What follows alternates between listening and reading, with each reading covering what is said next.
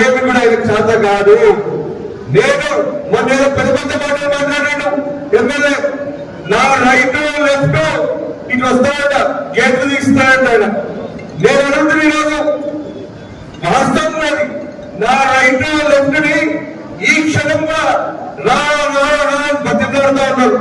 నిన్న రాత్రి కూడా అదో ఆయన పిలవచ్చున్నాడు, ఆయన ఇంటికి కూడా కూర్చున్నాడు, కూర్చొని రా అంటున్నాడు. ఇక శోభయ్యక్క ఏడు పెద్దక్క అలా అక్క ఆమెనే రమ్మంటున్నారు, అన్నాదక్క అన్నాదక్క రమ్మంటున్నారు.